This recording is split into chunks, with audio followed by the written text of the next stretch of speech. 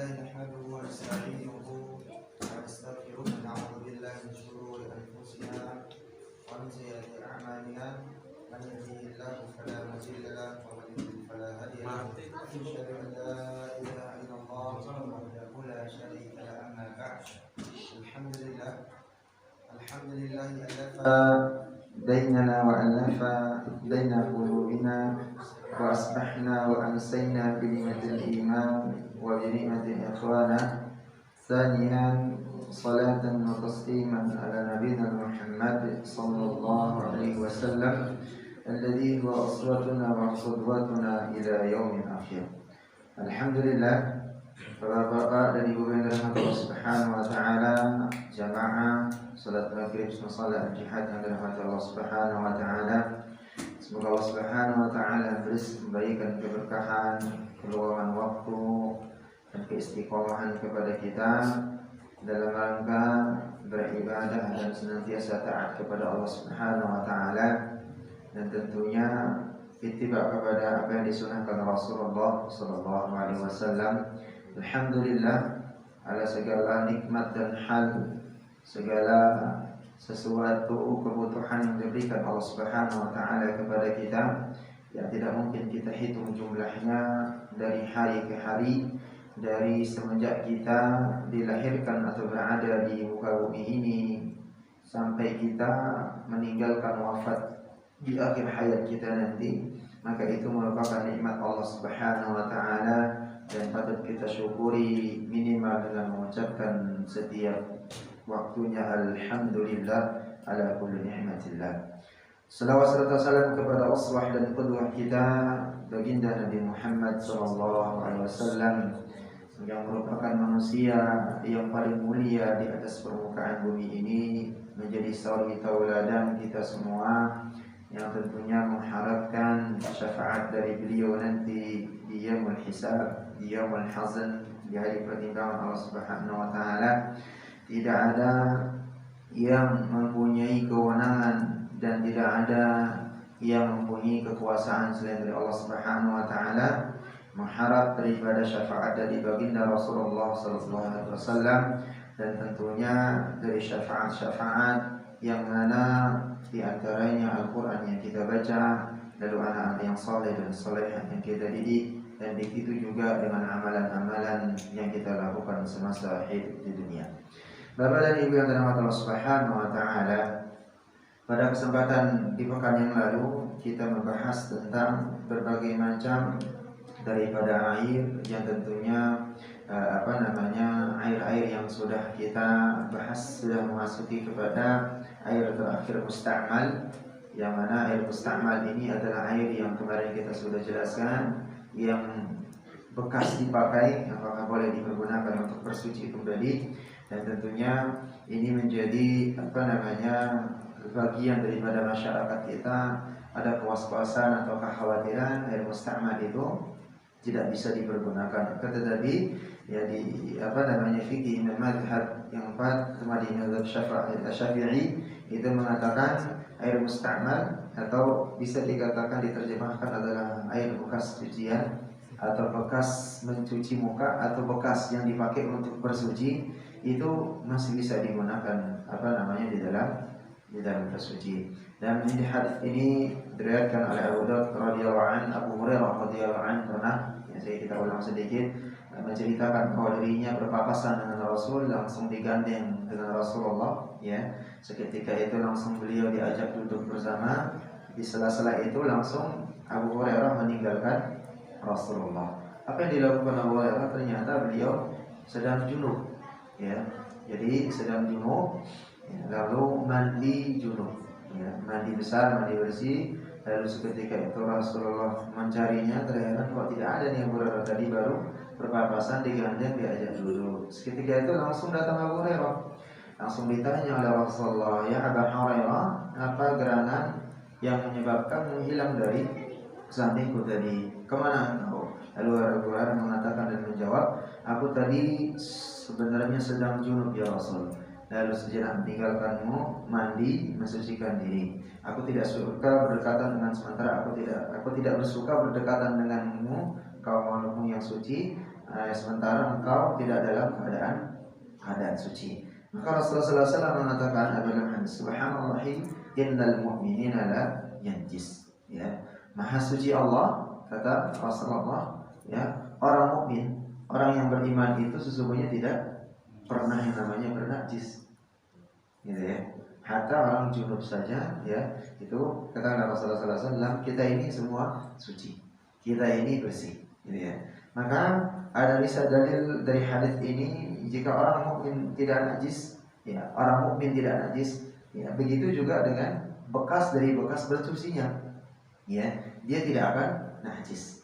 Ya, jadi jasad atau seseorang mukmin saja itu tidak najis. Ya, analisa dalilnya bahwa ta'lif kitab ini di dalam Fikih Sunnah Sayyid Sabiq menuliskan bahwa orang mukmin saja itu tidak najis, kata Rasulullah SAW. Ya, apalagi bekas tubuh orang mukmin yang tatkala dia bersuci.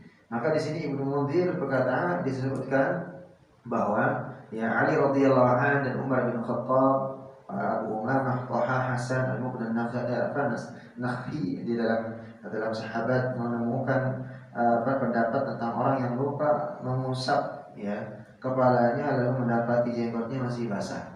Jadi dia lupa mengusap wajahnya, ya, mengusap kepalanya tatkala berwudu, ya. Jadi tataran wudu kan tatkala muka langsung kepala, ternyata kepalanya lupa.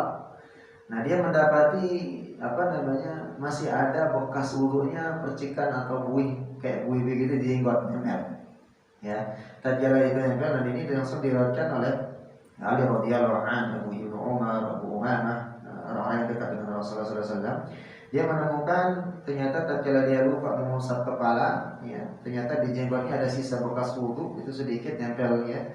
Ini bahwa di sana dikatakan, ya, beliau maka ia cukup mengusap kepalanya dengan sisa air yang ada di jenggotnya. Jadi diambil bekas jenggot langsung diusap bagian kepala yang tatkala rukunnya tadi wudu yang dia sempurnakan. Ini menunjukkan bahwa air yang sudah dipergunakan, ya, yang sudah bekas dari muka, wudu itu sunnah Rasul, insyaallah nanti bisa dipraktikkan. Jadi kepala kita mengambil air wudu, cukup langsung mengkondisikan seperti ini, langsung menyela-nyela kalau ada jenggot. Ya, kalau nggak ada jenggot ya langsung, ya. Jadi kalau nggak berjenggot ya langsung, ya. Kalau bahasanya kalau orang yang berjenggot kambing, kalau nggak pakai jenggot apa jadi? Ya ini juga kambing juga ya, ada yang nggak pakai jenggot ya. Ya, jadi menyela-nyela sunnahnya adalah sisi-sisi jenggot. Nah, ini pernah ditemukan dalam sebuah hadis yang ini dari Ibnu Munzir. Beliau mengatakan bahwa Ali, Ibnu Umar, Abu Umamah, Thaha, Hasan, Al-Makhul dengan Nakhai menemukan bahwa pendapat tentang orang yang lupa mengusap kepalanya tatkala dia berwudu, lalu dia menemukan sisa air di jenggotnya, lalu dia mengambil sisa air itu lalu mengusap kepalanya, menyempurnakan wudunya, menunjukkan bahwa air yang sudah dipergunakan bersuci bisa dipergunakan lagi untuk bersuci, apalagi air yang dalam satu berjalan. Maka Allah Subhanahu wa taala ini menjadi wawasan untuk bisa kita lebih bijak juga tatkala mempergunakan air. Lalu yang berikutnya air najis, terakhir kemarin kita sudah menjelaskan. Maka air mutanajjis, ya, secara maknawi itu dibagi menjadi dua. Yang pertama, ya, campuran yang najis itu mengubah rasa. Kemarin kita sudah membahas. Jadi kalau air sudah rasanya berubah, warnanya berubah, lalu baunya berubah, maka air tersebut mutanajjis dan tidak bisa dipergunakan untuk bersuci. Lalu bagian yang kedua, ya, itu air yang masih tetap seperti air biasa, ada najis tapi tidak berubah rasanya, warnanya, baunya tidak ada, ya. Maka di sini air jenis ini suci dan bisa dipergunakan untuk bersuci. Makanya syaratnya 3 tadi yang memiliki. Jadi rasa, baunya dan warnanya berubah, ya. Maka dia tidak bisa dipergunakan untuk bersuci. Nah, tatkala 3-tiganya ini atau salah satunya ada di dalam air, maka tidak bisa dipergunakan untuk bersuci. Nah, seandainya tidak ada 3-tiganya, ada najis, tidak sampai merubah makna, warnanya, rasanya dan baunya, maka masih bisa dipergunakan untuk bersuci. Baik jumlahnya air itu sedikit ataupun banyak. Nah, ini hadisnya dalilnya dari Abu Hurairah. Abi Hurairah radhiyallahu anhu qala, di sini salah seorang berkata Rasulullah SAW bersama seorang laki-laki dari daerah pedalaman ini yang pernah kita sampaikan juga, di suku Badui pedalaman. Itu mendatangi Rasulullah, ya, tidak sengaja dia berada di pelataran Masjid Nabawi. Tiba-tiba apa? Kencing dia. Ya, dia udah tua, besar, orang seumuran ya kapal 4 lah. Tiba-tiba datang ternyata ya dari perjalanan jauh ada sebagian mengatakan suku Badui itu kencing di pelataran Masjid Nabawi. Tatkala itu Rasulullah sedang bersama para sahabat, ya. Lalu kaum muslimin serentak ingin memukulnya. Nah, ini apa namanya, orang tiba-tiba datang, ya, jadi kita semua jihad nih. Datang orang dari kampung turun tiba-tiba kencing ser gitu di pintu, ya. Kita datang sini, ya. Nah, enggak jengkel juga kita. Ya, karena kita belum kenal, kata Rasulullah apa? Tapi Rasulullah SAW tatkala para sahabat akan beranjak, terutama Umar, itu langsung berdiri akan memukulin sampai gebukin habis. Rasulullah SAW mengatakan, ya, dan bersabda, sebentar, tunggu dulu, ya, karena sesungguhnya dia orang yang tidak paham, datang dari pemukiman yang sangat jauh atau mungkin Badui yang tidak memahami tentang hukum, maka mengatakan da'uhu fa'ahriku, da'uhu fa'ahriku. Maka Rasul mengatakan biarkan dia, jangan dipukul, jangan disentuh sedikit pun. Ya, lalu Rasulullah SAW merintahkan fa'ahriku, maka siramlah bekas kencingnya tadi, atau ala baulihi sajlan minal ma'. Siramlah bekas kencingnya tadi, baulihi sajlan minal ma', ya, dengan segayung atau seember air. Ya. Au dzunuban min ma'in. Di sini katakan sajlan segayung, lalu au dzunuban atau dengan seember minal ma' dari air. Fa innama bu'ithtum muyassirina wa lam tub'atsu muhassirin. Ya, kata Rasulullah SAW, kalian diutus untuk memberi kemudahan. Ya, jadi maksudnya Rasulullah SAW itu diutus sebagai nabi dan rasul, dan begitu juga para pengikut Rasulullah SAW, para sahabat tabi'in sampai kepada kita, itu datang untuk memberi penyeru kemudahan untuk dalam beribadah, jangan mempersulit, dan bukan untuk memberikan muyassar atau kesulitan. Jadi sesungguhnya Rasulullah mengatakan fa innama bu'ithtum, sesungguhnya kalian itu diutus, maksud di sini tum itu kembali kepada para sahabat yang mana mengikuti Rasulullah SAW, muyassirin, untuk melakukan amalan yang dipermudah Allah Subhanahu wa taala. Walam tub'atsu, dan kalian itu tidak diutus dan begitu juga dengan aku untuk muassirin, untuk melakukan atau memberikan kesulitan tatkala ada kesulitan. Lalu di sini dikatakan dalam hadis yang lain, Abu Sa'id radhiyallahu an berkata Rasulullah SAW mengatakan, apakah kita berwudu dari sumur Budha? Ini kemarin beraya itu sumur yang mana dibuangi, ya, sebuah sumur, ya, di Malaysia waktu itu dibuangi kotorannya, kotoran, mohon maaf, binatang, terus bangkai dan segala macam di sana. Di sana sampai akan tetapi tidak berubah warnanya, baunya, ya. Lalu dari rasanya Rasul mengatakan al-ma' tahurun la yanjasu syai'un. Sesungguhnya sumur Bud'ah itu tahur, dia suci. La yanjisu, sesungguhnya dia tidak najis, ya, karena tercampur dengan syai', dengan sesuatu, baik itu bangkai, baik itu dan seterusnya. Lalu jemaah Allah Subhanahu wa taala, kita masuk kepada bab berikutnya, yaitu tentang najis. Nah, ini yang perlu kita perhatikan nanti, apakah termasuk daripada bangkai yang mana yang najis, mana yang ini termasuk kucing juga, air liurnya, kencingnya, kotorannya kucing apa termasuk najis atau tidak. Jadi insyaallah ini menjadi kemanfaatan bersama insyaallah. Baik, ibu-ibu silakan masuk, Bu. Kalau masih tempatnya lega, ya, mudah-mudahan didoakan nanti di samping cepat selesai, bisa sewajarnya juga, Bu, ya, bisa lebih leluasa. Kalau misalnya di tempatnya sekarang agak tertutup atau susah napasnya, ya, ini tinggal nanti dibilang sama pengurus saja, ya. Segera diselesaikan, mudah-mudahan bisa dimudahkan dan diberkahi insyaallah. Baik, najis yang di sini makna mahwan an-najas. An-najas itu di dalam bahasa dimanakan adalah kotoran yang harus dijauhi orang-orang yang beriman. Ya, an-najas atau orang-orang mukmin atau orang muslim itu harus menjauhi dari namanya an-najas. Dan jika terkena najis, ada beberapa cara mensucikannya. Baik itu mensucikannya mengalirkan air begitu saja atau memercikkannya seperti kemarin yang kita bahas. Kalau air kencing anak bayi yang belum makan nasi, roti, baru ASI saja, laki-laki cukup dipercikin aja. Tapi kalau anak perempuan berbeda, cukup dialirkan saja airnya. Kalau yang belum makan nasi atau makan yang pokoknya benda-benda di luar itu hanya ASI ibunya saja. Maka ini cara-caranya. Nah, cara mensucikannya bermacam-macam. Ya. Maka di sini Allah Subhanahu wa taala mengatakan di dalam Al-Qur'an, a'udzubillahi minasyaitonir rajim, la yamassahu illa al-mutahharun, la yamassahu illa al-mutahharun. Jadi Al-Qur'an itu tidak boleh dipegang dan tidak ada orang yang boleh memegangnya kecuali dalam keadaan bersuci.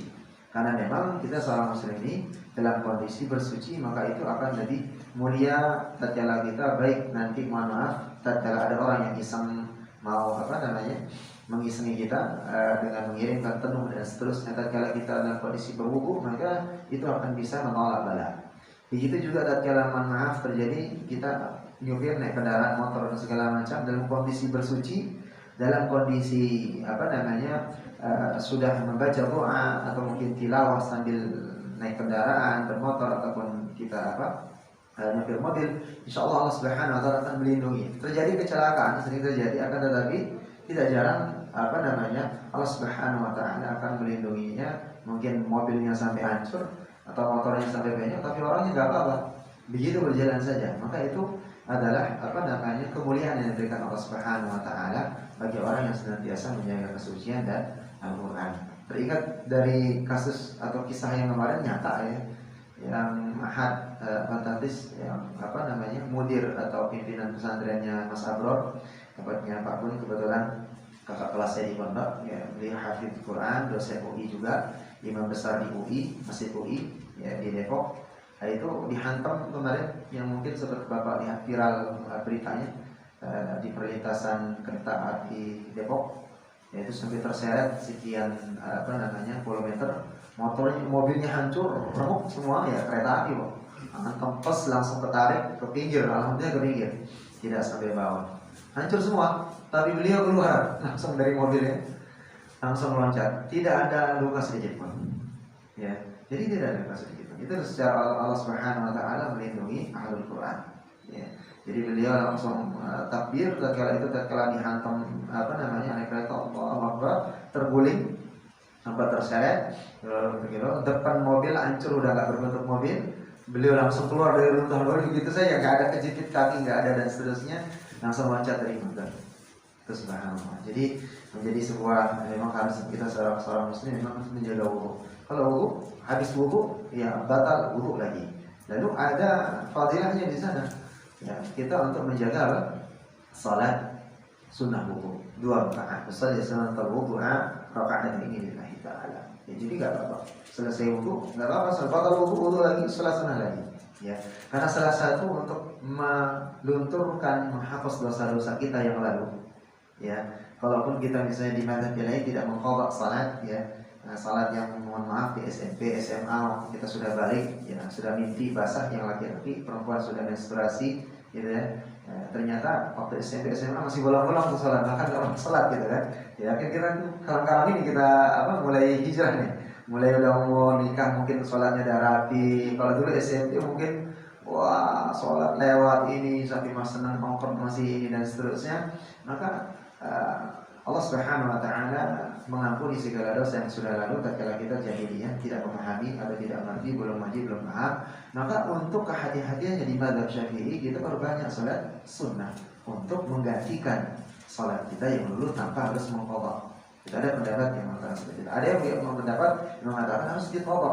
Tapi permasalahannya kita ingat enggak berapa kali dulu kita mau meninggalkan salat? Terus berapa tahun gitu ya? Salat. Maka salah satu caranya adalah memperbanyak salat sunnah untuk kita berdoa semoga yang sudah lalu diampunkan oleh Allah Subhanahu wa taala. Maka itulah fadilahnya kenapa salat yang 5 waktu ini tatkala sekarang kita melakukan zuhur tatkala kita salat subuh, maka dan subuh sampai dengan zuhur, Allah Subhanahu wa taala tatkala kita tidak melakukan kesalahan dan dosa, dihapuskan dosa kita, terjaga. Lalu tatkala kita melakukan zuhur, maka dosa yang sudah lalu, yang sudah kita lakukan sebelum zuhur itu akan terhapuskan. Tatkala asar dilakukan, terjaga lagi, ya, sebelum asar itu yang kita lakukan dihapuskan Allah Subhanahu wa taala. Begitu juga dengan maghrib, begitu dengan isya, kembali lagi kepada subuh. Nah, tatkala pemeliharaannya pekanan kita ada Jumat. Ya, tatkala melakukan salat Jumat, maka akan tergugur dosa-dosanya satu pekan yang lalu. Ya, lalu tatkala tahunan kita ketemu dengan Ramadan, ketemu dengan Idul Adha. Ya, di sana ada kurban, di sana ada Yaumul Arafah, ada Asyuranya, bahkan ada berpuasa di tanggal 1-nya dan seterusnya, fadilahnya setahun yang lalu, setahun yang akan datang. Begitu juga dengan Ramadan, ada malam Lailatul Qadar dan fadilah yang lainnya. Maka ini sebenarnya apa yang dikatakan Rasulullah SAW, sesungguhnya beliau diutus untuk umat dan untuk melakukan kemudahan, bukan kesusahan. Artinya apa? Allah menginginkan kita semua ini umat Nabi Muhammad masuk ke dalam surga. Jangan sampai ada satupun yang masuk ke neraka Allah. Gitu ya. Jadi banyak pintu-pintu untuk bisa kita mendapatkan fadilah, mendapatkan pahala untuk masuk ke dalam surga Allah. Tapi kembali lagi kita yang ngeyel, kadang pingin masuk neraka. Pilihannya kayaknya tak ada deh, belum juga ubanan, ya nunggu ubanan dikit baru taubat. Ya, umurnya sampai kapan? Ya, umur kita yang menentukan. Kata Allah Subhanahu wa taala, ya la yastakhiruna wa la yastaqdimun. Jadi yang namanya ajal itu tidak bisa dimajukan, tidak bisa dimundurkan. Itu rahasia Allah. Bahkan Rasulullah sallallahu alaihi wasallam, beliau sendiri itu tidak tahu kapan akan meninggal. Seorang nabi dan rasul. Tapi tanda-tandanya beliau tahu. Apa tanda-tandanya? Tatkala dituturkan oleh Bunda Aisyah radhiyallahu anha, tatkala beliau absen beberapa waktu mengimami salat di Masjid Nabawi, dan tatkala itu Abu Bakar yang ditunjuk dan dibaiat sebagai imam, ya, tanda-tandanya beliau sudah merasakan. Apa tanda-tandanya? Mungkin Bapak juga pernah mengalami saudara ataupun mungkin kerabat yang mengalami itu. Sakit yang beliau derita itu benar-benar sakit yang luar biasa. Di dalam keterangan para sahabat, para ulama, dan bahkan itu 2-3 kali sakitnya kita orang biasa yang bukan sebagai nabi dan rasul yang paling parah. Beliau merasakannya 2-3 kali lipatnya. Lalu seketika itu, ya, ada yang mengatakan 3 hari, ada yang 1 pekan. Dalam riwayat beliau tidak sempat keluar untuk berjamaah di Masjid Nabawi, karena Masjid Nabawi yang sekarang mungkin Bapak pada umrah, ini Raudhah, nah itu sebenarnya kamar beliau. Ya, nah Masjid Nabawi itu bagian di sini. Jadi hanya keluar dari pintu kamar beliau, tempat istirahat beliau itu sudah Masjid Nabawi. Ya, dan sekarang dijadikan Raudhah.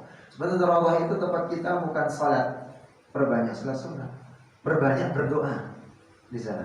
Permintaan karena itu tempatnya mustajab. Ya. Jadi tatkala beliau digantikan Abu Bakar, beliau sangat sakit, benar-benar sakit, tidak bisa sampai berdiri. Penuturan Bunda Aisyah radhiyallahu anha dalam hadis beliau, sempat beliau sehat. Sakitnya tinggi, benar-benar tiba-tiba langsung sembuh. Ya, sembuhnya langsung tatkala itu beliau membuka pintu, langsung ketemu, ya, dengan jamaah. Ya, tatkala itu beliau langsung Abu Bakar menyadari bahwa Rasulullah SAW itu sudah mulai sehat dan menjadi makmum. Ketika itu dalam riwayat dikatakan Abu Bakar akan hendak mundur, mempersilahkan Rasul menjadi imam menggantikan, tapi langsung ditepuk, ditahan oleh Rasul, tetap menjadi imam, melanjutkan salatnya sampai salam. Nah, lalu Rasulullah SAW menyampaikan wasiatnya terus dan seterusnya tentang terakhir. Nah, ternyata itu tanda-tanda yang dikatakan Rasulullah SAW tatkala sakitnya benar-benar luar biasa sakit, tiba-tiba sembuh. Ada kemungkinan sembuh dan sembuh, biasanya beberapa waktu setelah itu akan meninggal. Dan begitu juga dengan Rasulullah SAW.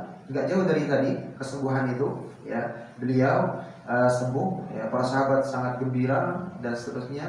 Ya. Lalu kenapa Abu Bakar radhiyallahu anhu tidak ada di tempat? Tatkala itu Abu Bakar sedang menziarahi salah seorang istrinya di tepian kota Madinah. Makanya tidak ada di sana. Ya, dalam kita lihat di dalam sejarah, di dalam dokumenter di dalam dokumenter filmnya ada Abu Bakar, ada Umar di sana dan tidak percaya, datang Abu Bakar menyampaikan. Karena tatkala Rasulullah SAW wafat, itu Abu Bakar tidak ada di tempat ya. Tatkala itu beliau berada di tepian kota Madinah sedang menziarahi salah seorang istrinya. Makanya ketemunya Umar saja, makanya Umar sampai marah-marah mengatakan tidak percaya dan seterusnya, dan mengatakan menebas kepala saya mengatakan Rasul itu meninggal. Tapi seketika itu Abu Bakar dijemput, ya beliau datang dan menyampaikan, ya sesungguhnya Rasulullah SAW itu telah wafat karena dia sama dengan kita manusia, maka sesungguhnya Allah Subhanahu Wa Taala yang maha kekal. Lalu begitu juga langsung Umar bin Khattab itu lemas dan percaya. Maka di sini Rasulullah SAW yang kita kembali kepada pembahasan kita bahwa konteks daripada agama kita ini sumulia. Islam itu luar biasa mengatur mana hal yang najis, mana yang haram, mana yang mubah, mana dan seterusnya. Maka di sini Bapak-bapak dan Ibu Allah Subhanahu Wa Taala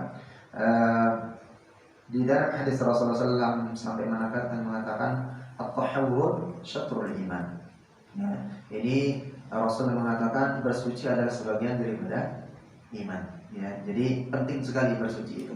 Jadi kalau ada orang, mohon maaf, seorang Islam mukmin, mohon maaf kalau bahasa saya eket ya, kalau di bahasa Lombok itu udah kuel, bau dan seterusnya, itu bukan seorang mukmin. Karena Rasul mengatakan at-tahawwur syatrul iman. Ya, suci itu bagian daripada keimanan. Makanya ada hadis yang menerangkan ya, orang yang mohon maaf ya, mungkin bapak-bapak yang merokok ya, silahkan merokok ya. Kalau saya sih nggak jadi masalah ya, tidak ini. Tapi ada yang memang ada ikhtilaf ulama yang mengatakan ada yang mubah, ada yang mengatakan dia makruh, ada yang sampai mengatakan haram. Kapan dia akan menjadi makruh? Tatkala mohon maaf ya, orang yang merokok ya, kalau dia bersih bagus, sebelum ke masjid mandi sikat gigi bersih. Tapi kalau dia merokok nggak pernah sikat gigi, nah ini yang menjadi makruh dan bisa jatuhnya haram tatkala dia sholat. Baunya itu yang mengganggu orang sholat. Lalu bagaimana dengan jengkol dan yang lainnya? Tatkala dia tidak sikat, makanya sampai bawang dan seterusnya itu juga dibahas. Ya. Intinya yang sampai mengganggu ibadah daripada orang lain. Jatuhnya sini juga sama. Mohon maaf. Jatuhnya sama dengan mohon maaf keringat kita. Kita orang mukmin kan ada minyak wangi, ya.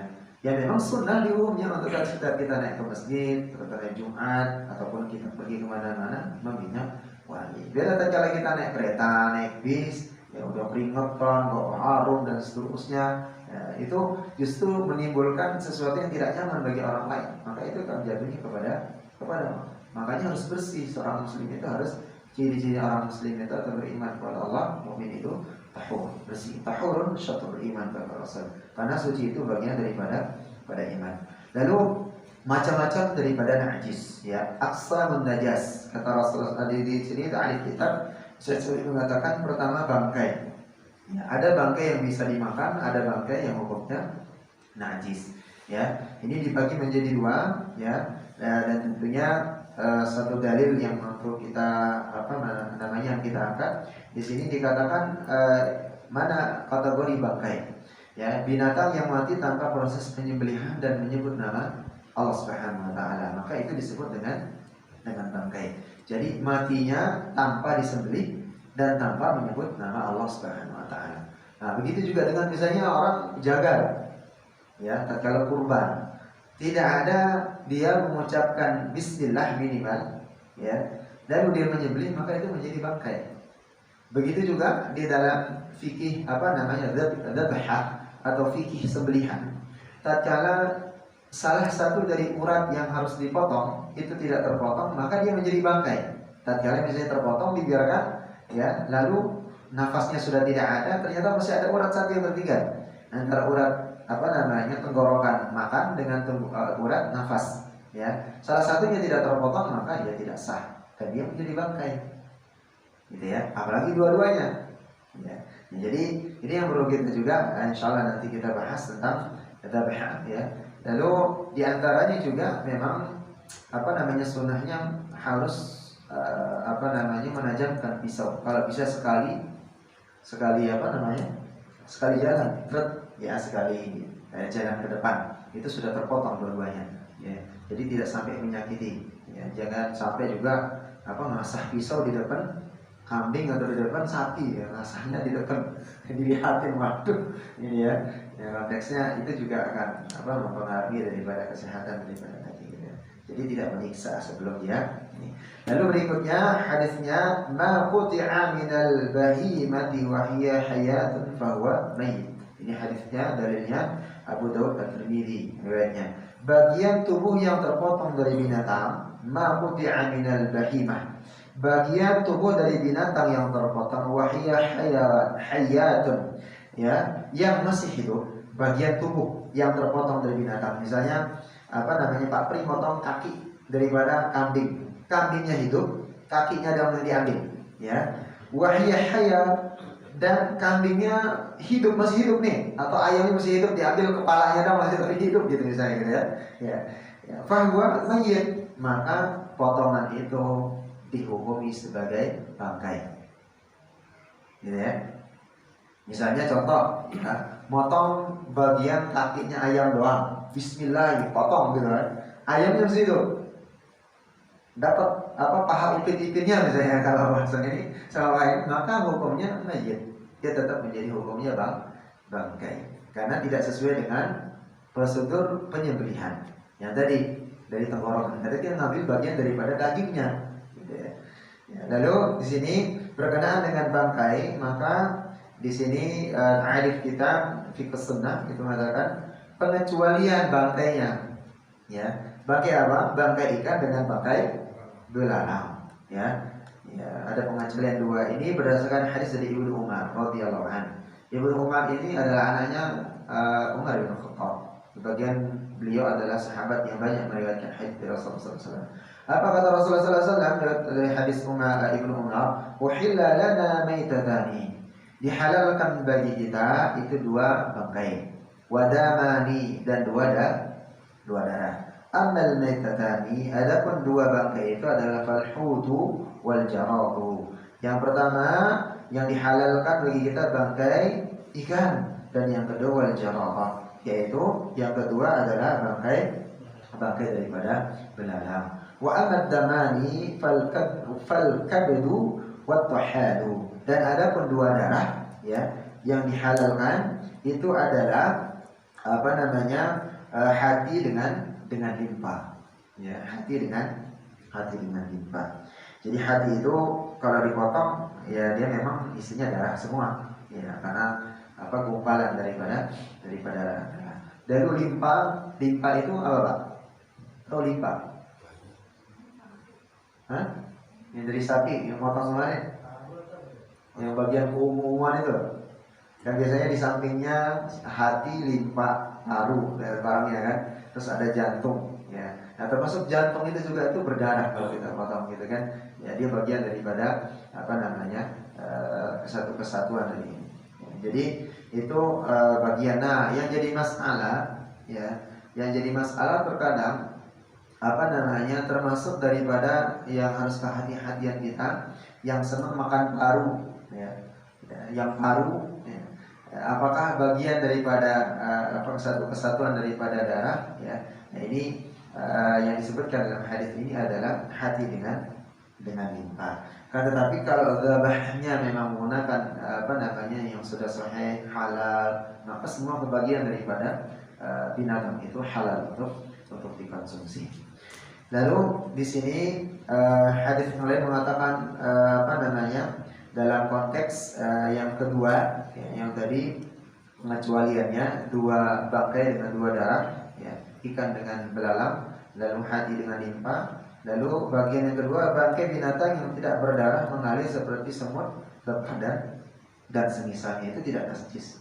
Ya, jadi semua binatang yang tidak berdarah kalau mati disentuh itu tidak bernajis, ya. Sepertinya misalnya bangkai binatang semut rangrang atau apa lagi, Pak, yang tak berdarah, ya, yang nggak ngalir darahnya gitu ya. Ya, kalau mengalir, itu berbeda lagi hukumnya gitu ya. Ya, di sini disebutkan lebah atau semisalnya, ya, semisal binatang yang memang tidak mempunyai darah atau tidak mengalir darahnya. Ada berbagai binatang jenis ini disucikan, ya, yaitu seperti semut, ya, lebah ataupun binatang semisalnya yang tidak berdarah atau tidak mengalir darah jika mengenai sesuatu yang tidak menjadikannya najis. Ibnu Munzir mengatakan, ya, semua ulama sepakat tentang hal ini.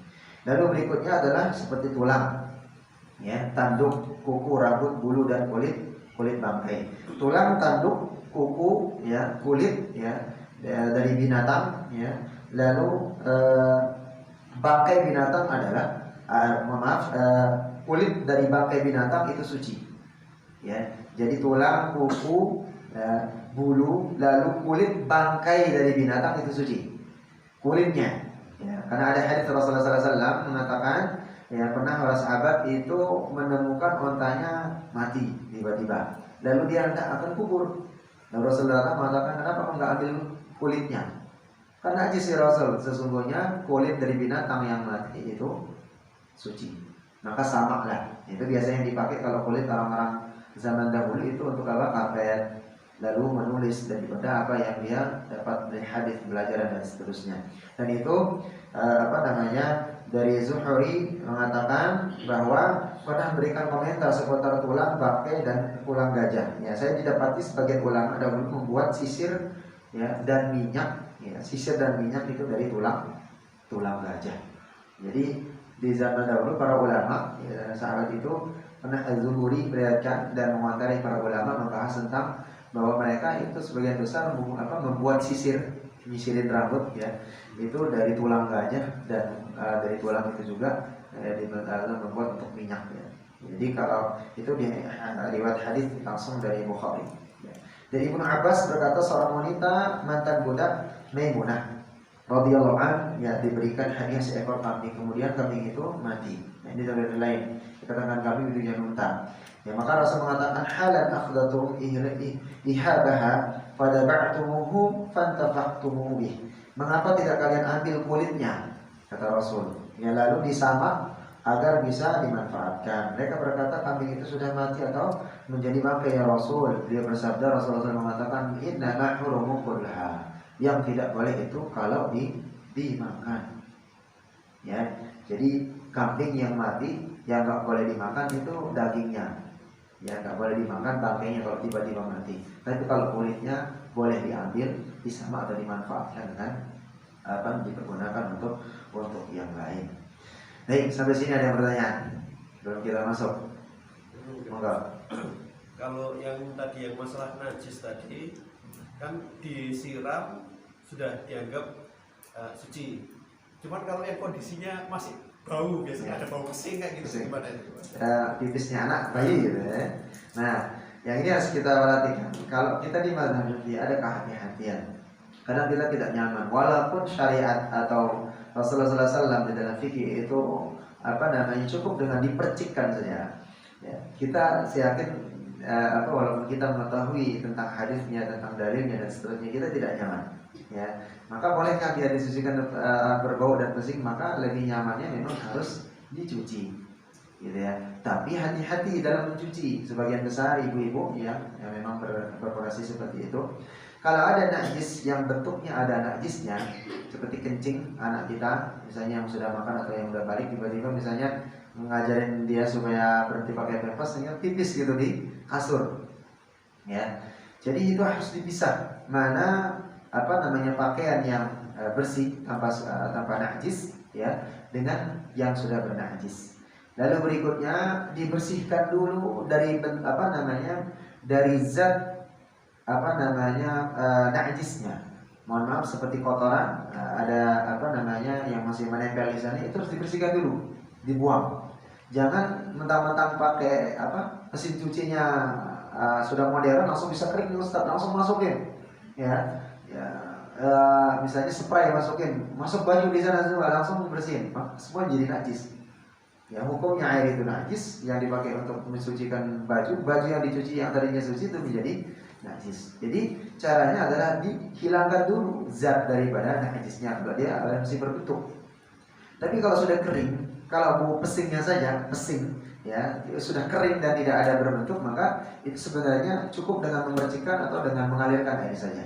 Tapi kalau kita itu pasti tidak nyaman, maka lebih afdal, memang lebih lebih bagus itu langsung dicuci atau dialirkan atau direndam. Ya, tadi kehati-hatian jangan sampai bercampur dengan dengan baju atau pakaian yang lain yang dalam kondisi dicuci dengan biasa atau dalam kondisi dia bersih gitu ya.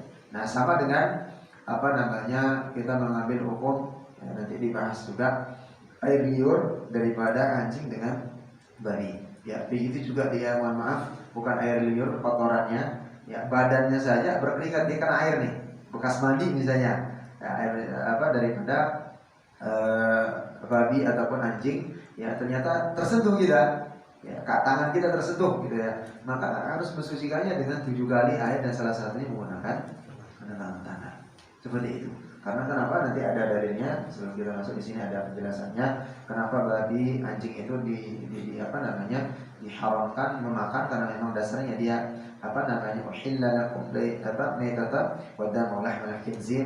Di sana hurimat alaikumul maitata wa dam. Allah Subhanahu wa taala mengharamkan kalian memakan bangkai lalu darah ya, lahmal khinzir. Lalu begitu juga dengan daging babi. Maka tatkala diharamkan dalam Al-Quran, maka berikut semua badan yang keluar dari dirinya, keringatnya, air liurnya dan seterusnya menjadi najis dan menjadi haram. Ya. Jadi seperti itu, kehati-hatian tidak menjadi mengapa. Ya, pusing dan ininya misalnya dan zatnya masih ada, itu harus dibersihkan dulu, baru dibilas bersih. Seperti itu. Situ insyaallah. Jadi dipakai buat sholat nggak apa-apa ya? Misalkan nih di rumah area situ sudah dibersihin, tapi baunya masih ada pesingnya. Syaratnya tetap adalah anak yang belum makan apa-apa, cuma air susu ibunya saja. Ya, kalau sudah dialirkan air atau di ini ada bau, maka itu sudah cukup ya.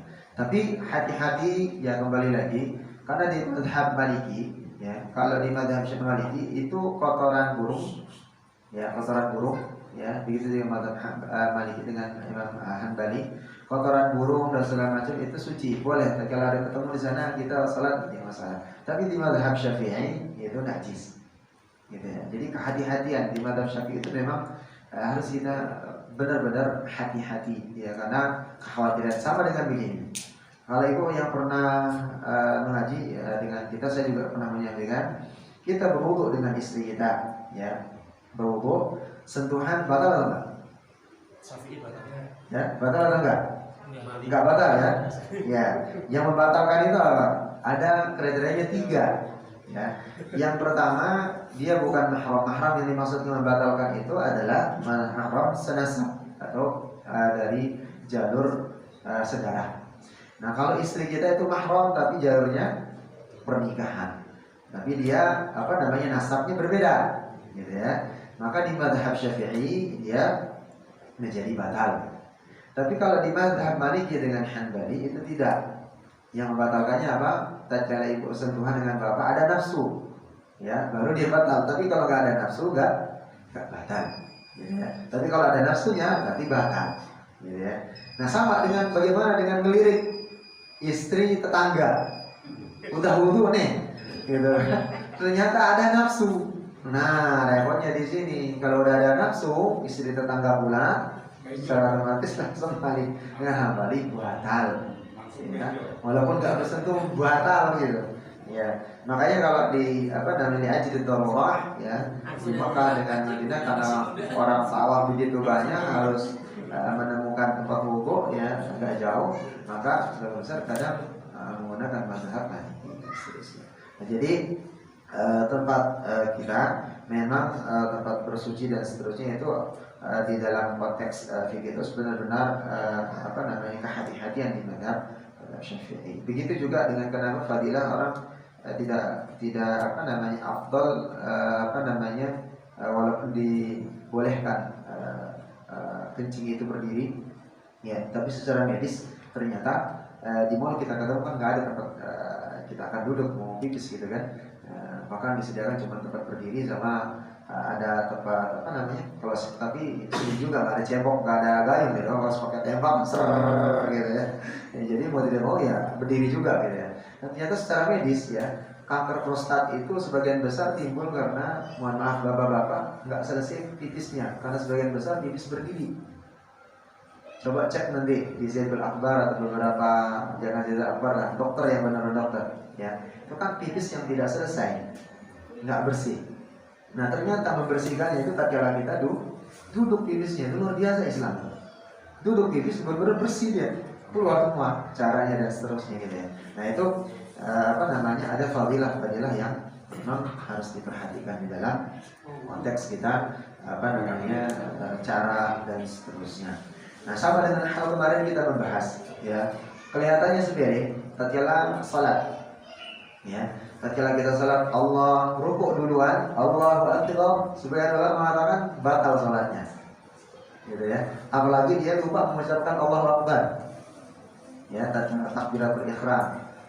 Takbir itu bagian dari rukun enggak? Rukun dari sihhat shalah. Lupa mengucapkan Allahu Akbar dari takbir, maka salatnya enggak sah. Begitu tatkala dia rukuk, lalu tatkala dia sujud ya dia sujud duluan Allahu Akbar ya, padahal sunnahnya itu adalah tatkala berbarengan Allahu Akbar, Allahu Akbar ya. Jadi tatkala gerakan pertama atau dia menjelang akan duduk sempurna atau rukuk sempurna. Yang lebih bagusnya tatkala di rukuk atau duduk itu sambil berbarengan takbirnya. Makanya di sana ada kehati-hatian makmum lagi. Ya, jangan coba-coba mendahului imam takbirnya imam. Tunggu dia rukuknya sempurna baru kita rukuk, sujud dan seterusnya. Insyaallah sudah mau masuk Isya. Insyaallah nanti kita lanjutkan sebentar karena nanti saya izin nggak bisa agak lama ya. Karena ada undangan. Karena tadi saya juga dari Narogong ini ya, dari Pak Dasar sampai menjelang maghrib, bentar rumah langsung ke sini. Jadi ada ngisi. Insyaallah kita sibukkan dengan doa qaulul majlis. Subhanallah wa bihamdik, astagfirullah wa atubu ilaik. Assalamualaikum warahmatullahi wabarakatuh. Waalaikumsalam.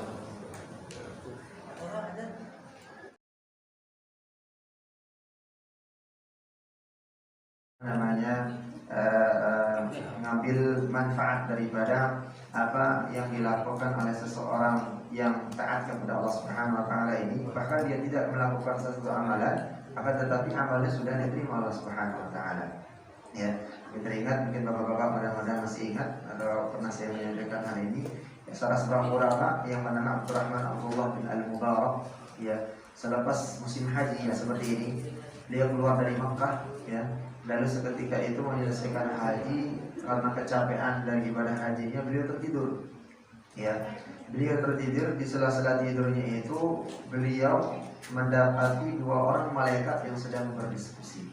Diskusinya satu malaikat itu, yang pertama, malaikat pertama mengatakan, wahai malaikat pesan Allah, yang dia menanyakan kepada yang malaikat yang kedua, berapa orang yang berhaji pada tahun ini? Dan dia menjawab, malaikat yang kedua itu 600.000 orang. Ya, 600.000 orang pada tahun ini berhaji. Ya. Lalu ditanya lagi, adakah di antara 600.000 itu berapa yang diterima ibadah hajinya? Lalu dia menjawab, malaikat yang kedua, tidak ada satupun yang diterima kecuali satu, ya, namanya Ali bin Mubarak, ya, yang mana dia satu-satunya jamaah haji yang diterima hajinya tahun ini dari 600.000 orang jemaah. Seketika itu langsung terbangun, ya, Abdurrahman bin Al-Mubarak. Dia ulama yang terkenal, yang mungkin bapak-bapak pernah mungkin melihat sepintas informasi yang dikatakan Al-Mubarak, Mubarak itu beliau seorang penulis dan seorang yang memang zuhud, seorang alim, seorang yang luar biasa ibadahnya kepada Allah Subhanahu wa taala. Terperanjat dia mengatakan dari mimpinya tadi itu, setelah lepas ibadah haji dia tertidur di pelataran Masjidil Haram. Dua orang malaikat berdiskusi, satu orang yang terima namanya Al-Mubarak tinggal di Damaskus. Langsung dia terbangun, seketika itu langsung berangkat ke Damaskus mencari yang namanya Al-Mubarak. Selesai singkat cerita, sampai di sana ternyata Mubarak ini seorang sol sepatu, tukang sol. Dia datangnya semua tukang sol sepatu di kota Damaskus itu, sampai semua habis, gak ketemu yang namanya Mubarak. Sampai terakhirlah di tepian kota Damaskus. Ditanyalah, wahai fulan, wahai saudaraku Ali bin Mubarak, apa gerangan amal ya yang menyebabkanmu atau menyebabkan hajimu tahun ini diterima oleh Subhanahu wa taala.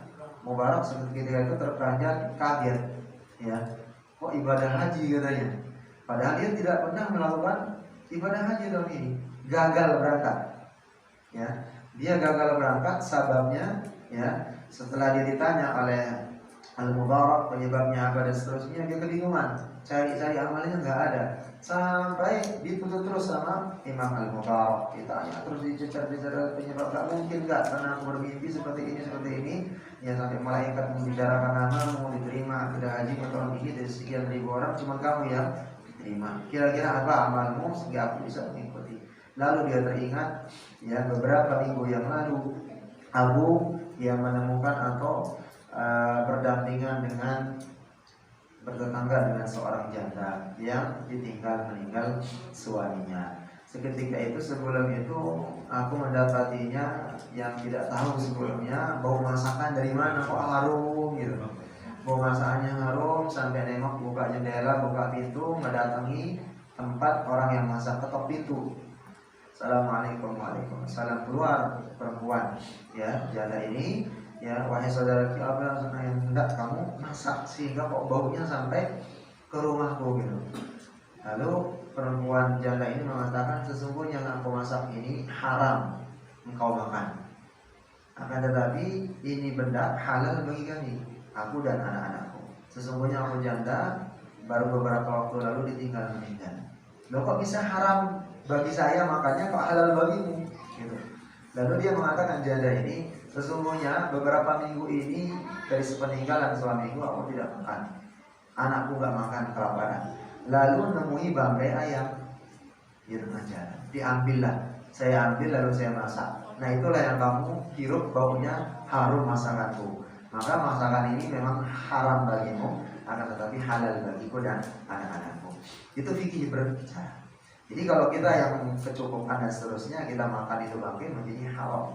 Tapi dia ajri dorong untuk menyambung kehidupan, maka dia halal bagi orang-orang yang tertentu, termasuk janda tadi.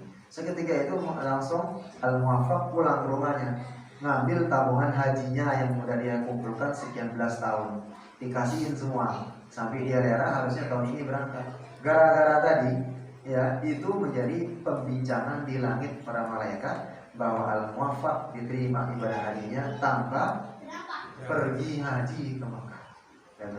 Cuman nyumbangin lillahi ta'ala, terlihat ada anak yatim dengan janda. Nah, kalau kita jangan coba-coba, janda baru meninggal kemarin, niatnya entah dulu apa, ya, niatnya karena memang kasihan dengan anak yatim atau maknya yang cantik gitu, modus, ya, pendekatan gitu kan, ya. Kalau sudah mulai pendekatan bahaya, ya, niatnya sudah nggak bagus, ya. Walaupun mungkin tabungan hajinya udah kumpulin, sekarang kan kita ada bahasanya 75 tahun nunggunya, udah 75 tahun nunggu nih, ya, ternyata ada janda gitu, ya, janda kembang, anaknya misalnya baru nikah kemarin, ya, nikahnya sore ternyata paginya meninggal, ya.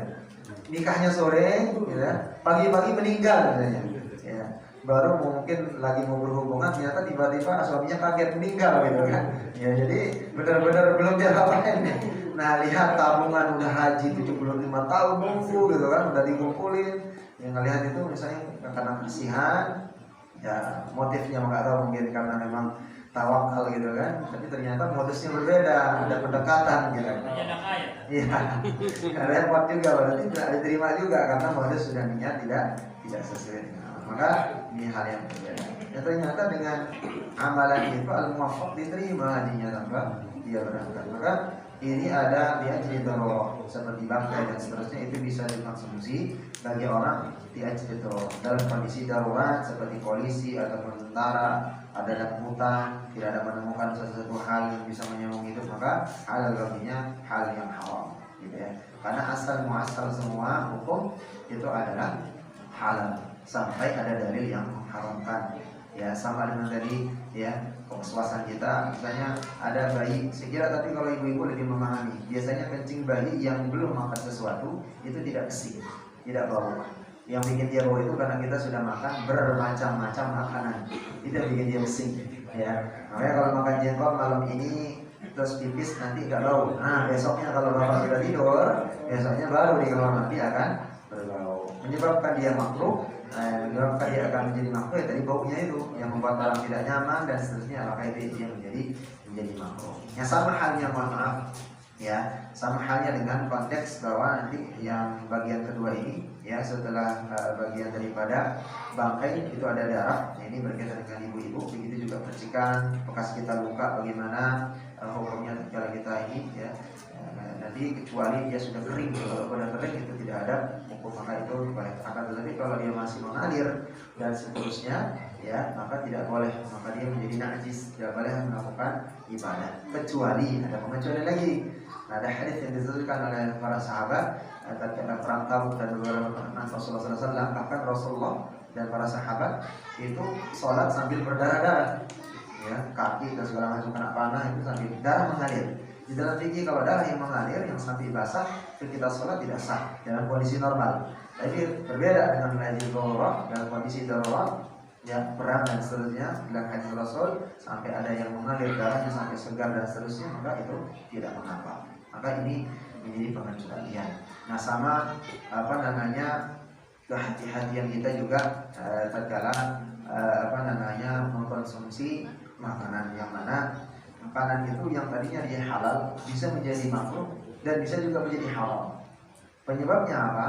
Tatkala kita jijik, ya, misalnya ini kacang enak, tapi tatkala kita makan kita jijik sampai muntah, maka dia haram. Tatkala bapak paksa yang telan dia menjadi haram, walaupun dia halal. Ya, makanya mohon maaf, ingus dan segala macam air ludah itu halal. Tapi tatkala dia ditelan kita tidak jijik, maka dia halal. Tapi tatkala kita jijik sampai menimbulkan muntah terus kita paksakan dia ditelan, maka dia menjadi haram. Gitu ya.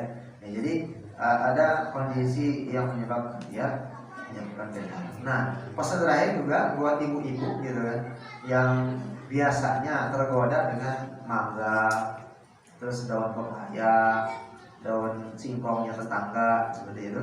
Nah, jadi ini bapak juga kadang yang rajin masak ya, jangan hati-hati walaupun bisa di pinggir jalan ya, ditanam misalnya udah nanam di pinggir jalan misalnya daun singkong atau apa, ada apa misalnya yang buat ibu-ibu nambah air asin, hatuk gitu biasanya kan, ditanam misalnya. Walaupun misalnya pemilik rumah udah mengikhlaskan. Ya, kita kan nggak tahu kadar ikhlasnya seberapa diambil gitu kan. Ini main bandel saja sebelum pohon jepret gitu kan diambil. Keluar tuh habis nih. Mana bagian kita? Jadi ada timbul tidak ikhlas. Yang tadi ikhlas sudah mengikhlaskan. Maka itu menjadi hal yang bisa haram masuk ke dalam tubuh kita. Makanya ini juga kisahnya juga menjadi hal yang luar biasa seorang ulama yang mana doanya istijabah. Dia diterima doanya. Setiap dia berdoa diterima Allah Subhanahu wa taala. Tapi seketika tatkala dia mau hijrah ke Palestina, dia kecapean tertidur. Sama juga lokasinya di Masjid Nabawi, tersender di di Ka'bah, tertidur sebentar. Ya. Kita itu mimpi, dia mimpi malaikat dua berdiskusi. Oh, ini seorang ulama yang alim, yang taat, doanya istijabah. Oh, sekarang udah enggak. Ya, sebulan yang lalu dia beli korma. Ternyata di tukang korma ada jatuh korma satu, dikira punyanya dia, di timbangannya dia, plastiknya jatuh gitu. Dia makan, mengucapkan Bismillahirrahmanirrahim, dia makan. Penyebab sebab itu dia makan satu butir korma, doanya sekarang merdut, ditolak sama Allah. Tadi dia mengatakan ini korma itu punya saya. Ternyata itu timbangan, bukan dari timbangan dia, jatuh punya pedagang tadi.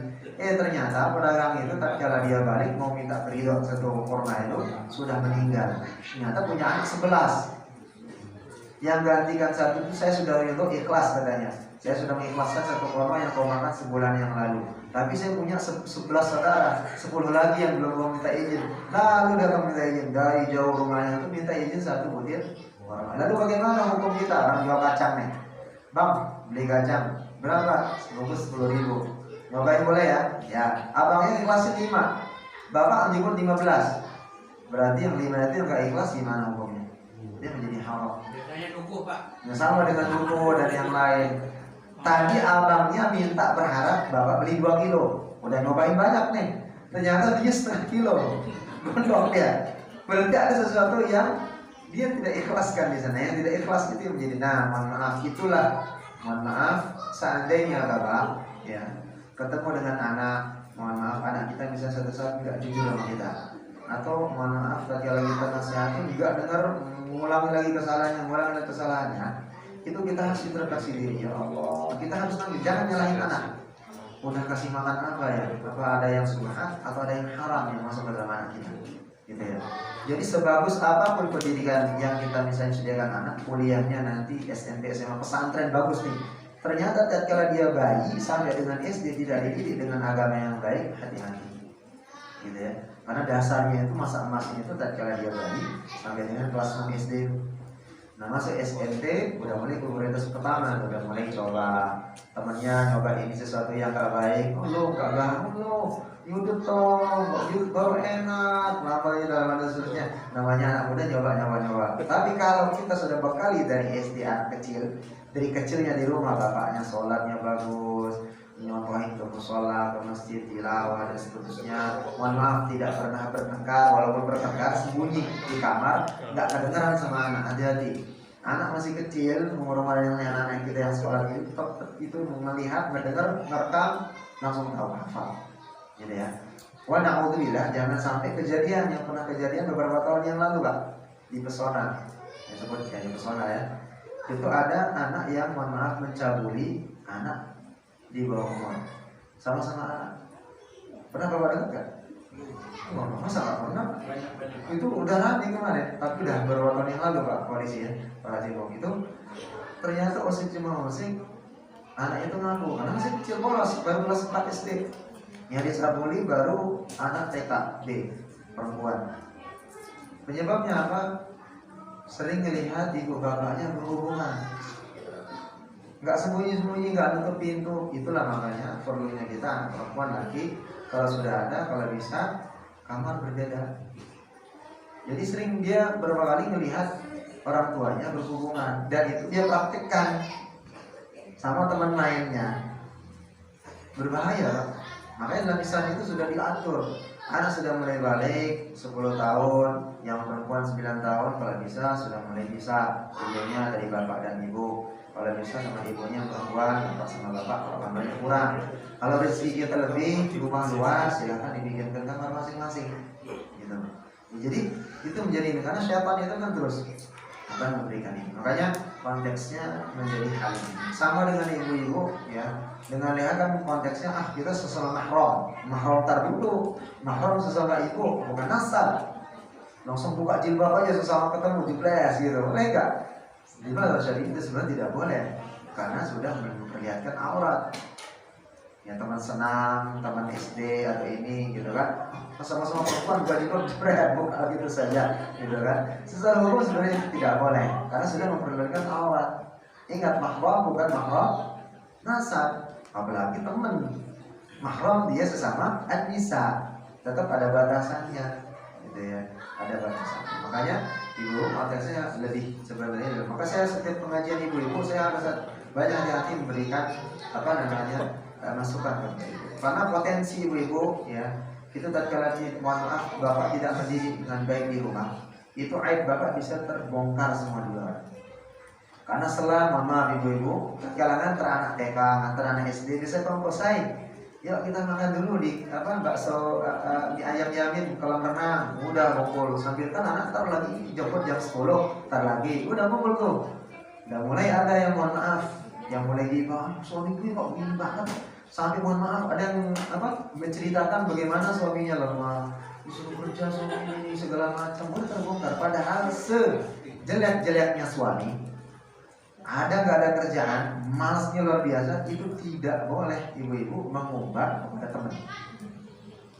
Boleh mengumbar kepada siapa?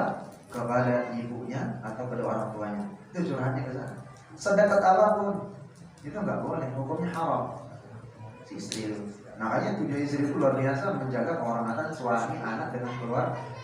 Maka nggak jarang, mohon maaf saya sering ya, kenapa saya tahu? Saya sering juga agak sidak sedikit-sedikit, bukan sengaja sidak, karena ingin sarapan soto Lamongan, itu kenal dekat saya. Kebetulan tinggalnya di At-Taqwa sana, di dekat dari Masjid At-Taqwa. Itu banyak, bahkan yang lebih bapak-bapak, tempat bapak-bapak gitu kan, gibah juga istri lu gimana? Ini kalau ibu mungkin lalu gitu kan. ya ceritain anaknya inilah nggak bisa ini, suami gue nggak ada pernah bantu ini, waduh udah semua banyak kebongkar. Itulah akibat daripada apa? Istri yang tidak dibekali oleh suami tentang bagaimana apa namanya kewajibannya menjaga kehormatan dan seterusnya. Itu hati-hati ibu-ibu ya, sedikit saya obati gitu. Dan mohon maaf, kan sekarang lagi ramai pelapor.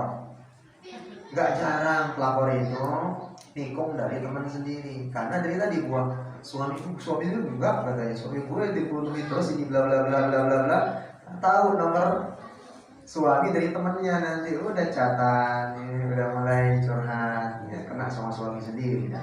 Jadi konteksnya begitu. Jadi sebagaimanapun kondisi suami jelek kah, mau akhlaknya gimana, selama tidak mengajarkan kesyirikan, ya ibu-ibu misalnya kamu istri saya harus mau nyembah berhala ini, baru kita harus sekolah menentang. Tapi kalau masih sampai misalnya mohon maaf suami salah, istri masih dipukul atau dimarahin, setelah itu ibu jangan sampai menceritakan aib, jangan sampai menentang suami. Tapi kalau sudah mengarah kepada kesyirikan, mengarah pada menentang Allah, jangan sholat, apa kamu ngaji dosa, mau ngaji gini, boleh kita menentang Allah seperti itu. Tapi kalau udah sampai apa namanya suami walaupun misalnya mohon maaf, mungkin totalnya suami masih bolong-bolong sholatnya ibu, suatu bolong-bolong sholatnya, tapi masih menasihati yang baik, jangan sampai bisa keluar, oh ini nggak baik ini, maka itu hal yang baik, itu harus ditaati. Jadi hati-hati apa namanya dalam kita apa namanya berumah tangga, terutama dari anak, juga ketika ini kembali kepada apa namanya hal yang subhat, ya, ngambil sedikit, ngambil ini, ya, itu akan dipertanggungjawabkan.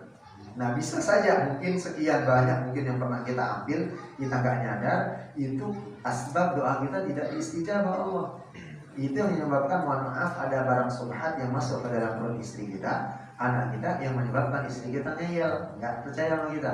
Tapi kita interaksi lagi, ya Allah ternyata halal semua nih, saya udah hijrah ini segala macam. Tapi kita lihat ya kekuatan doa kita kembali, yang dulu bagaimana, kita refleksi kembali apa yang terjadi, oh ternyata seperti ini, ada hal yang subhat yang masuk, ini yang ini dan seterusnya. Insyaallah ya konteksnya tatkala kita bertobat kembali kepada Allah Subhanahu wa taala, itu akan bisa diampuni oleh Allah Subhanahu wa taala. Baik, insyaallah ada pertanyaan mungkin satu atau dua, jangan banyak-banyak.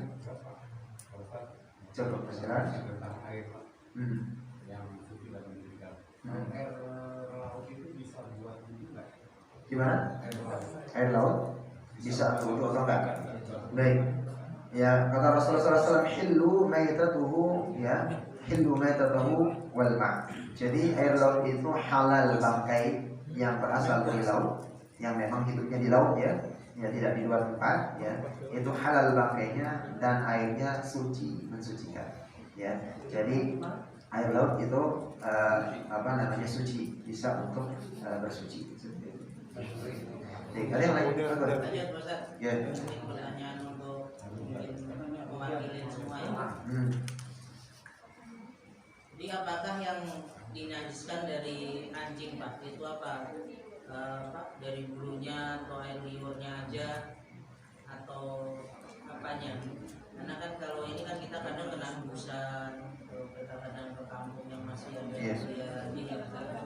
Nah kalau ini apa? Saya juga pernah dengar bahwa yang di ini kan air liurnya aja, apa bulunya juga termasuk najis. Terus itu Pak, bangkai yang termasuk yang boleh bisa dimakan. Jadi apakah bangkai yang dengan diburu melalui dipanah atau di apa mati dengan gigitan hewan yang suruh pemburuan itu termasuk bangkai yang diharamkan? Dua pertanyaan ya tentang najisnya apa namanya anjing dengan babi. Ini sebenarnya apa namanya pembahasannya lanjutan ya tentang daging babi dengan anjing juga ya, karena di dalam surat Al-An'am 145 Allah mengatakan ya, jadi tentang bagaimana Allah Subhanahu wa taala bagaimana Allah Subhanahu wa taala mengharamkan sesuatu yang sudah memang jelas keharamannya. Kata Allah Subhanahu wa taala, saya bacakan saja langsung apa namanya artinya supaya kita nanti ya. Allah Subhanahu wa taala berfirman, katakanlah qul, tidak aku dapati dalam wahyu dan kuhalukan kepadaku sesuatu yang diharamkan bagi orang-orang yang hendak memakannya, kecuali kalau makan itu bangkai atau darah yang mengalir atau daging babi, karena sesungguhnya semua itu najis. Jadi bangkai, darah yang mengalir itu haram, babi secara jelas disebutkan di sini. Artinya semua itu kotor dan dinajiskan atau diharamkan. Secara tabiat manusia merasa jijik. Nah ini yang saya sebutkan tadi. Jadi hukum itu bisa berubah karena jijik dengan tidak, gitu ya. Jijik dengan tidak. Kenapa sebabnya anjing dengan babi diharamkan, terutama babi? Babi itu memakan kotorannya sendiri dan berkubang di kotorannya sendiri, gitu ya. Nah, konteksnya pertanyaannya sekarang adalah merujuk kepada anjing. Apakah yang diharamkan itu liurnya, dagingnya, kulitnya, ya bulunya dan seterusnya. Nah, di mazhab Syafi'i ada kehati-hatian makanya, ya. Kalau di jumhur sepakat semua daging segala macam, liur dan seterusnya itu tersentuh, kita kena pakaian, kulit segala macam harus dibilas dengan 7 kali bilasan atau cucian yang mengalirkan air yang mengalir, salah satunya menggunakan tanah. Lalu bagaimana dengan bulunya? Begitu saya seret. Kalau dia tidak mengandung air atau tidak berkeringat, maka tidak mengapa. Tapi kalau dia sudah berair dan menempel langsung dan ada bekas tempelannya, nah ini ya dihukum sebagai najis. Maka cara mensucikannya juga sama. Baik itu mengenai kaki daripada pakaian ataupun kulit. Nah begitu juga dengan tadi. Ya. Jadi kenapa salah satunya menggunakan tanah? Ya, salah satu fadilahnya tanah itu bisa mensucikan. Dan tanah itu bisa mensterilkan daripada kuman. Ya, jadi liurnya kalau dibahas dalam secara medis, liurnya anjing itu memiliki beribu macam kuman, protozoa dan beberapa parasit yang membahayakan. Ya, makanya salah satu yang bisa mematikannya adalah partikel tanah. Ya, itu salah satu ininya. Kalau ini Bapak bisa membuka beberapa artikel ya kegunaan daripada kenapa menggunakan tanah salah satu dari pencuciannya. Begitu juga dengan babi. Kenapa dia diharamkan? Salah satunya tadi binatang yang paling menjijikan dan binatang yang paling kotor dan paling keluar dari fitrahnya adalah babi. Karena dia memakan kotorannya sendiri lagi, dia makan lagi. Kalau sapi kan enggak. Kambing paling dielus-elus doang, nggak ada sampai dia makan, ya dan seterusnya. Maka ini dan berkubang juga, berumah di sana juga dan seterusnya. Nah ternyata memang banyak parasit, banyak cacing dan seterusnya yang ditemukan di dalam organ daripada babi. Dan setiap yang diharamkan di dalam syariat, baik di Rasulullah SAW dan Al-Quran itu pasti ada mudaratnya, ada penyakit dan ada sesuatu yang memang tidak diinginkan Allah Subhanahu Wa Taala kepada umat Nabi Muhammad SAW. Tapi mana yang dihalalkan maka itu menjadi hal yang baik seperti itu. Lalu yang berikutnya tentang tadi? Hewan buruan. Ya, hewan buruan yang misalnya panah atau kita nembak, ya. Nah, jadi apakah bagian sembelihan? Nah ini nanti ada pembahasan khusus sebenarnya dia. Ya di babnya ada di dalam fikih sunnah ini. Insyaallah nanti kita akan berdalam apakah dia termasuk menjadi bangkai atau menjadi halal, ya. Nah bahkan di zaman para sahabat dan beberapa khulafaur rasyidin itu biasanya berburu juga, ya kan, berburu kijang, berburu ini yang dihalalkan terutama kambing dan seterusnya. Nah biasanya kalau mengucapkan tetap menamakan Allah Bismillahirrahmanirrahim baru menembak, dan nanti itu bagian dari dzabah, itu bagian daripada menyembelih seperti itu. Nah akan tetapi akan muncul nanti hukum yang baru. Dia halal hukumnya, tapi tatkala dimasak bapak jadi jijik karena yakin ragu-ragu nih, maka itu jadi haram atau bisa menjadi makruh seperti itu, ya. Jadi itu harus hati-hati. Ya. Jadi konteksnya tinggal posisikan dari asal muasal hukum misalnya. Baik seperti itu. Baik, kalau Kak apa ini janda? Ya, aman. Darah yang dibekukan itu. Darah ya. Gimana, Pak? Oh ya, ada sebagian sekarang pedagang nakal. Kalau paru halal, hati halal karena bagian daripada darah. Ada yang orang mengirit supaya dia dapat untung banyak, darah yang dibekuin, bisa Pak. Terus direbus atau dia direbus dia menggumpal kayak hati dipotong-potong terus jadilah sambal hati kentang. Padahal itu darah, hukumnya haram. Itu banyak, sudah mulai banyak yang ini ya dikondisikan. Jadi Ada juga nyebut ayam tiren, nggak heran kita menyebut ya. Mati kemarin. Jadi mati, ayamnya mati, tidak disembelih ya. Tapi makanya hati-hati kita, mohon maaf, bukan mematikan usaha orang ya. Karena setahu saya, karena saya jualan ayam hari uang ayam bakar ini, ayam memang lagi naik daun, lagi mahal. Nah kalau memang mohon maaf ada tukang mie ayam masih jualnya di bawah standar, ya perlu kita pertanyakan ya, apakah dia mengambil ayam yang sudah mati, atau kedua ada opsinya Pak. Ternyata saya baru tahu kemarin itu dia pakai kacang ya. Jadi kacang yang dibekukan, kebetulan tetangga kemarin yang mengolah dan langsung mencontohkan, ini yang dipakai oleh tukang mie itu tidak menggunakan daging pilet ayam atau kerongkongan ayam yang dicacah. Kalau di kampung kerongkongan ayam itu murah, cuma 7.000 sekilo di 45 itu murah. Cacah, biasanya kan kita makan ayam di kampung itu ada tulang-tulang yang dikit, itu kerongkongan dipakai. Ayam yang bekas pilet tinggal tulangnya doang, nah itu. Tapi kalau pilet doang mustahil dapatnya seporsi 10.000, 12.000. Biasanya paling murah 17 atau 15. Kalau pilet asli ya. Apalagi kalau mie ayam hijau yang di mana? Yang di Gading. Itu kalau komplit 28.000 atau 30.000 berapa itu? Jadi kalau di sana ya Amin, yang di Geraha itu udah ketahuan ya. Jadi itu. Nah ada ternyata dia sudah seperti tukang ayam yang di bawah 10.000. Ada yang jual biasanya keliling di bawah 10.000. Itu menggunakan kacang direbus, ada khusus dia, potong-potong, dia mirip rasanya, nanti ada campurannya lagi kayak ayam, gitu ya. Jadi kalau itu mungkin dia halal ya karena menggunakan barang yang halal. Tapi kalau sudah menggunakan ayam yang sudah mati maka ya saya juga menemukan kemarin kebetulan yang suplai ayam saya, kebetulan orang mana namanya Setu ya, terakhir ya saya ngambil ke kampung, dia bawa 15. Saya udah kasih tahu ini ayam besar-besar, bawahnya 2 kali atau keranjang, dipasukin ke dalam karung 15 ekor satu karung. Ya injak-injakan 2 ayam belum dibayar, matilah 4. Ya mati 4, Pak saya bawa pulang sama istri saya, mau jual lagi ya katanya, senyum aja. Enggak, laporan ke bos. Salah, laporan ke bos. Terakhir saya ngambil ayam itu dia, karena saya ngambil hidupnya, ayam hidup karena potong sendiri kan di kampung ya. Jadi saya pelihara hidup, ya, kondisikan ya, ternyata yang mati saya nggak bayar ya, karena memang belum akad gitu ya. Kita sudah ngasih tahu ya, jangan dicicak begitu, cecel gitu. Satu karung 15 ekor ayam, 1 ekor sekilo lebih, ya mati lah sering juga. Belum lagi yang atasnya ya, insyaallah seperti itu ya. Baik, insyaallah udah jelas ya. Udah, Amir ada yang aman? Termasuk darah tadi Pak ya? Ya? Termasuk darah tadi ya? Haram. Hukumnya sudah jelas, kalau darah walaupun dibekukan, direbus dan seterusnya itu hukumnya haram. Pak Ustaz, satu lagi. Iya. Tadi yang dibilang ngambil tanaman orang tanpa izin, walaupun yang Udah mengikhlaskan. Nah bagaimana kalau kita mengambil tanaman orang bukan di tempatnya sendiri, misalnya di pinggir jalan ataupun kebun, nah itu hukumnya seperti Tumbuh sendiri atau ditumbuhin orang? di mana? Dia tumbuh sendiri atau ditanam orang? Tanam orang sendiri. Ditanam orang.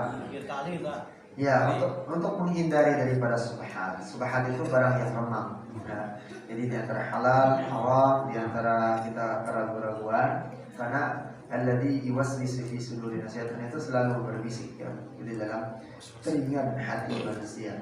Jadi untuk menghindari tukang kebun atau di tempat rumah yang misalnya bukan kebunnya dia tapi ada depan rumah memang berhadapan-hadapan dengan itu. Tidak apa-apa, kita permisi saja. Saya ingin minta tanamannya, walaupun mungkin itu tumbuh sendiri atau mungkin bagian dari anaknya, maka itu lebih kehati-hatian saja. Nggak apa-apa, kita itu saja seperti itu.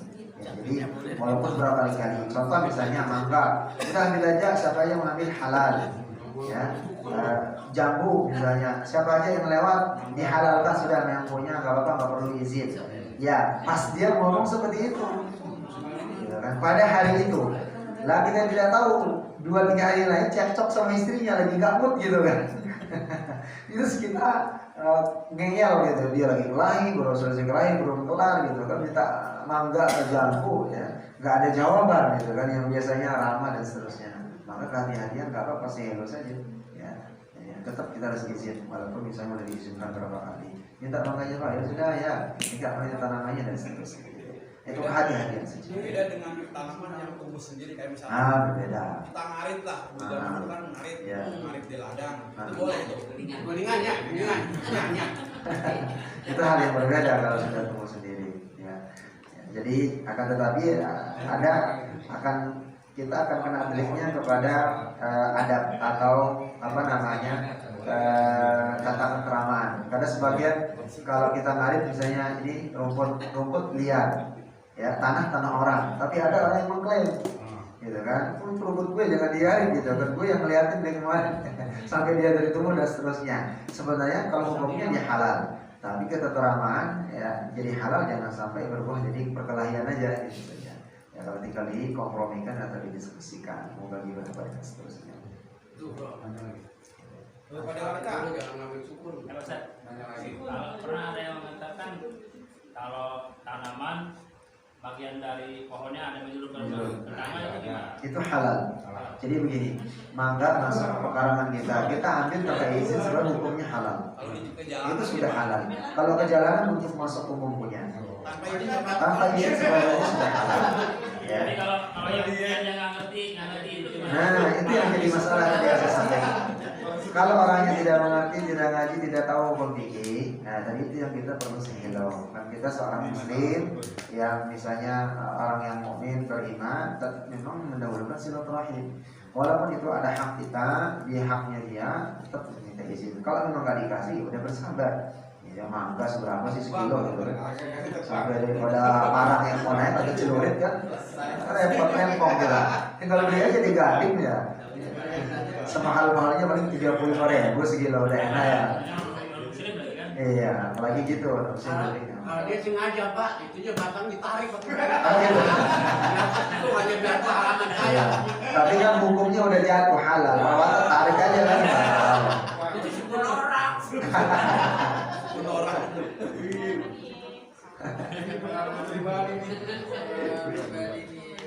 Baik, insyaallah. Kita cukupkan ya? Insyaallah kita cukupkan. Dan sama-sama baca alhamdulillahirabbil alamin dan sama-sama berdoa kepada Allah Subhanahu wa taala. A'udzubillahi minasyaitonir rajim. Bismillahirrahmanirrahim. Allahumma shalli ala Muhammad wa ala ali Muhammad.